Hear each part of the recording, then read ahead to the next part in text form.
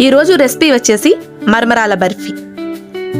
పండగలప్పుడు చాలా టైం వరకు మేము కిచెన్లోనే సరిపోతుంది. అలాంటప్పుడు మేము ఇంకా స్పెసిఫిక్గా స్వీట్స్ కోసం టైం అయితే ఇవ్వలేము. అలాంటప్పుడు లేదా స్వీట్స్ తినాలి అనిపించినప్పుడు ఎక్కువ టైంలో కాకుండా 5 నిమిషాలలో చాలా తక్కువ ఇంగ్రీడియంట్స్తో ఈ మరమరాల బర్ఫీ ప్రిపేర్ చేయవచ్చు.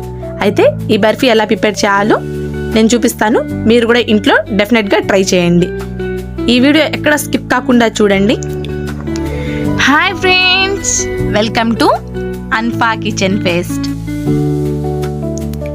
ముందుగా ఒక ప్యాన్లో ఒక 10-15 జీడిపప్పులను వేసుకొని లో ఫ్లేమ్లోనే బాగా ఫ్రై చేసుకోవాలి. ఈ ప్లేస్లో మీరు పల్లీలు లేదా ఎండు కొబ్బరి అయినా యూజ్ చేయవచ్చు. కొంచెం ఫ్రై అయిన తర్వాత ఒక బౌల్లో తీసుకోవాలి. అదే ప్యాన్లో 2 కప్స్ వరకు బొరుగులు వేసుకోవాలి. చాలామంది మరమరాలు అని కూడా అంటారు. ఇవి లో ఫ్లేమ్లో బాగా ఫ్రై చేసుకోవాలి. చూసారా, ఇలా కొంచెం క్రష్ చేస్తే పౌడర్ అయ్యేంత వరకు ఫ్రై చేసుకొని పక్కన పెట్టుకోవాలి. ఒక మిక్సర్ జార్లో 1/2 కప్ పంచదార వేసుకోవాలి. అందులోనే 4 యాలకులు కూడా వేసి మెత్తటి పౌడర్ లాగా గ్రైండ్ చేసి తీసుకోవాలి. పౌడర్ చాలా మెత్తగా ఉండాలి. ఇలా మెత్తటి పౌడర్ లాగా గ్రైండ్ చేసుకొని ఒక బౌల్లో వేసుకోవాలి. 1/2 కప్పు పాలు తీసుకొని అందులో కొన్ని పాలు వేసుకొని ఇలా బాగా కలుపుకోవాలి. చూసారా, ఇలా కలుపుకొని పక్కన పెట్టుకోవాలి.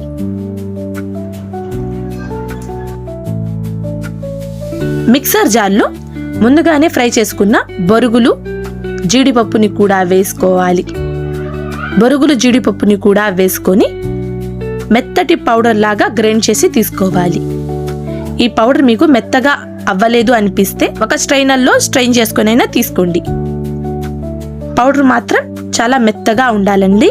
ముందుగానే కలిపి పెట్టుకున్న పాలు పంచదార మిశ్రమంలో ఈ పౌడర్ని కూడా వేసుకొని ఇలా బాగా కలుపుకోవాలి. ఇందులో 1/2 కప్పు పాలలో మేము కొంచెం పాలు తీసి ఉంచాం కదండి, ఆ కొంచెం పాలు కూడా వేసుకొని ఇలా కలుపుకోవాలి. పాలు కొంచెం చూసుకొని వేసుకోండి. ఇన్కేస్ మీకు పాలు తక్కువగా అనిపిస్తే మరో స్పూన్ పాలు వేసుకొని ఇలా పిండి ముద్దలాగా కలుపుకోవాలి. ఏదైనా ఫ్లాట్గా ఉండే బాక్స్లో అయినా లేదా ప్లేట్లో అయినా ఇలా గట్టిగా ఒత్తుకోవాలి. ఇలా ఒత్తుకున్న తర్వాత ఒక షేప్ అనేది వస్తుంది. నేనైతే బర్ఫీ షేప్లో కట్ చేస్తున్నాను. మీరు డైమండ్ షేప్లో అయినా కట్ చేసుకోవచ్చు. ఇలా క్యూబ్స్ లాగా కట్ చేసుకోవాలి. అంతేనండి, బర్ఫీ ఎంత క్విక్గా రెడీ అయిందో చూసారు కదా. మీరు కూడా ఈ బర్ఫీ ఇంట్లో ట్రై చేసి ఎలా ఉందో నాకు ఫీడ్బ్యాక్ కమెంట్స్ రూపంలో తెలియచేయండి. Thank you for watching.